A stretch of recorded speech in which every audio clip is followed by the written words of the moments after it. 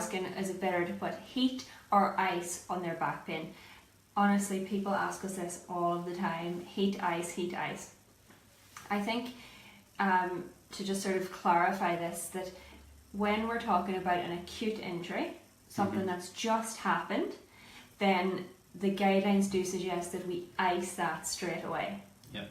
Now the theory behind that is that the ice restricts our blood vessels, so it makes a blood vessel slightly smaller, it constricts it, and that will stop that acute injury getting that big gush of swelling that happens.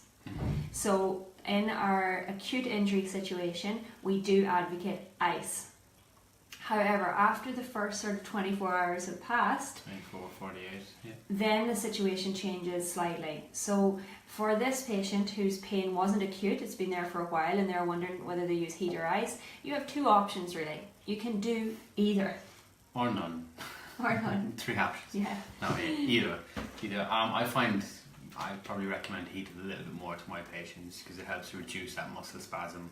It dilates the blood vessels, therefore increasing blood flow to the area, and it helps to just relax it, and it feels nicer generally. If anyone has a choice between putting some heat on or putting an ice pack on, they're going to choose the heat. So maybe not.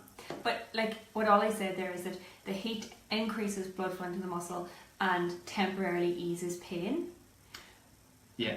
Whereas ice restricts the blood flow and makes the nerve endings slightly numb. So the reason you would use heat or ice is to relieve the symptoms of pain. It won't change anything structurally. It's not a treatment to get the injury better. It's simply using it as symptom relief. So you can use heat or ice to take the edge off the pain, but one is not necessarily better than the other. How long for then, say if we start with heat, how often would you tell people to use it? They can do it as often as they like, really, throughout the day, leaving it on for 10-15 minutes. I would do 10-15 minutes on, and if you're going to leave it for 10-15 minutes off and then go on again, you can cycle it a few times within a few hours. If it is quite acute and quite bad, there really is no limit as long as you're not giving yourself any burns or anything like that with your skin, and you're giving it plenty of time plenty of time off as well, that you're not just constantly keeping it wrapped up where you're going to irritate the skin basically. And it's the same with ice. Well, ice is probably a little bit more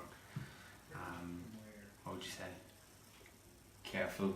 You have to, because the heat will going to burn the skin. You're more at risk of burning it with the ice, and not feeling it because it's all numb. So just be careful with that one. So I would go 10-15 minutes with the ice, then you have to do your 10-15 minutes off, and 10-15 minutes on again. And I said you could probably do that 3-4 times if it is quite acute. Then leave it for a few hours, and then you can try it again then.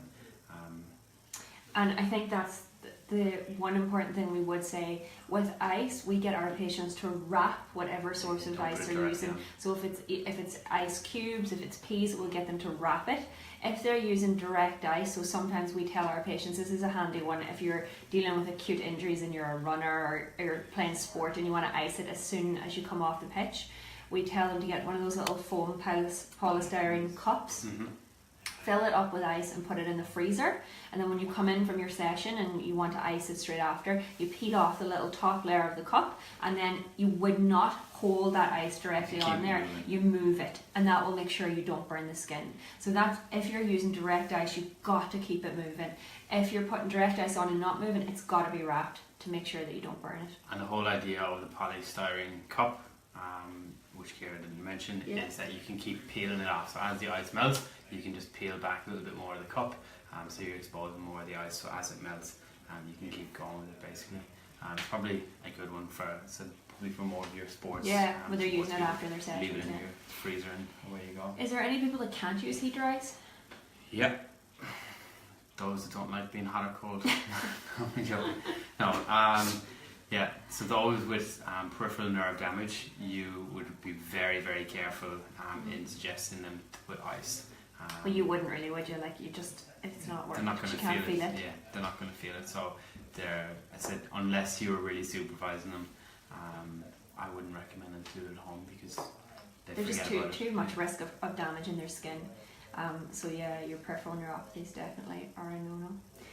So to go back to that question, the answer is that you can use heat or ice to help your back pain, but it is not on its own a treatment for your back pain. So it's important that you get the right advice, that you get moving, and you get your back pain assessed. But you can use heat or ice to help ease the symptoms short term.